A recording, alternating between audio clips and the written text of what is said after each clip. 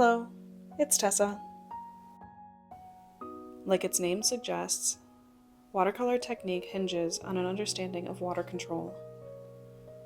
The water ratios in your paints, on the paper, and in your brushes all play a part in how your painting will turn out. In this video, I want to home in on how our brushwork can influence our water control. Ultimately, this understanding comes through experience and brush mileage, but I want to share some of the things I've observed in my own practice.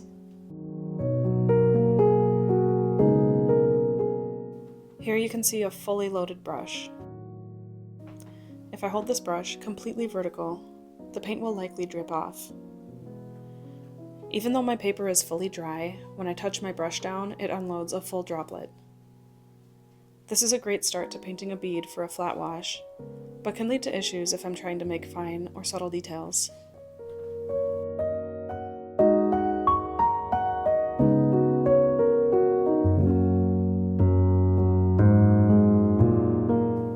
With this yellow circle still wet, I can use another fully loaded brush to charge in a new color.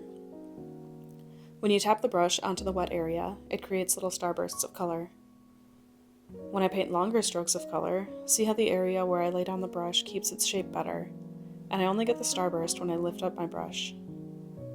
This almost always happens when you lift up your brush, unless you are painting on a very dry area and stretching your paint as far as it can go.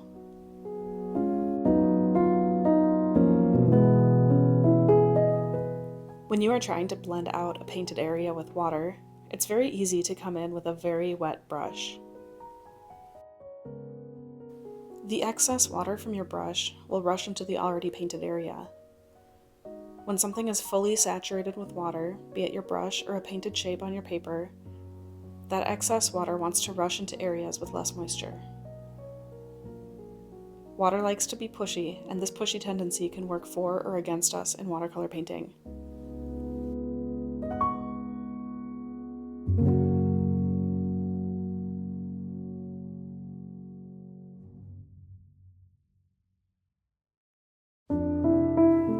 I painted 2 little yellow and brown circles to illustrate a more watery and more controlled technique.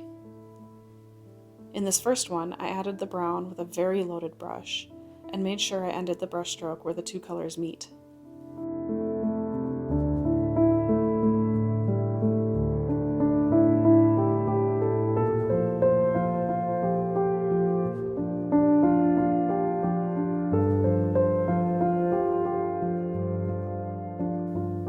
On the second circle, I removed all excess paint from my brush before placing it against the yellow. I painted my first stroke out at an edge where I knew the colors would stay separate, to give myself more control over how much paint was in my brush when the two wet areas meet. I also made sure to only lift up my brush when it was far away from the yellow area, because I know that any remaining brown paint will dump out when I pick up my brush. When the paper is dry, you can see the difference in these two approaches. I don't think one is better or worse than the other, but it's important for me to know how I can get each effect, so I can do it again in the future.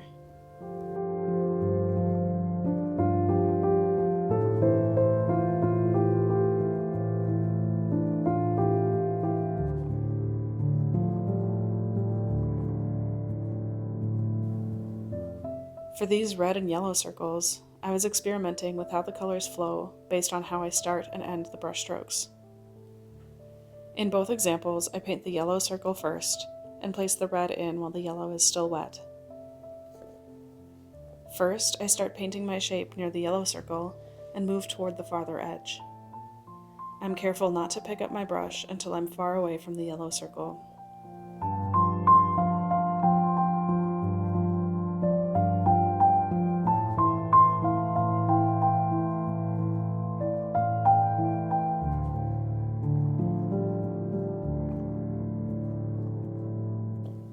Here, I start at the far edge and work my way towards the yellow.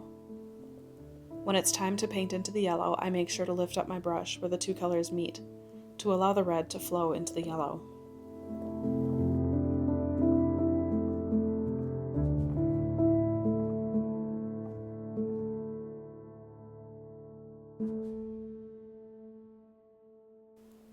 When these dry, you can see how different the effects are. This was a really helpful exercise for me. Now when I'm planning my future paintings, I can have a better idea for which shapes and areas to start first, depending on how I want one to bleed into the other.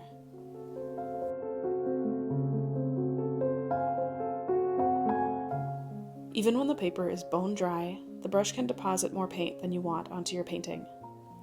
On this green circle, my goal is to add fine, subtle details onto the dry layer underneath. When I paint these details with a fully loaded brush, the paint sort of blobs onto the paper. I'm unable to get fine details, and the paint is harder to control. When I wipe off any excess paint from my brush, either on the edge of my palette or on a towel, the marks I make are much finer and lighter.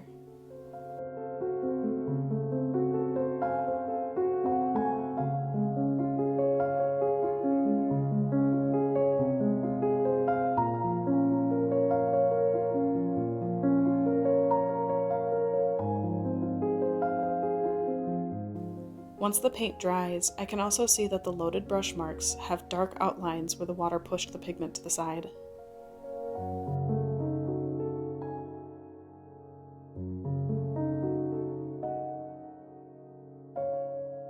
So far, all my examples have been about adding water and paint to the paper. I also wanted to show what it looks like when your brush is drier than the paint on the paper. When you have a wet area of paint and go over it with a damp or dry brush, the brush will soak up some of the pigment. I use this a lot to soak up puddles of paint, but this is a great technique for adding very subtle highlights to your painting. These Fumui brushes in particular are really effective at this lifting technique.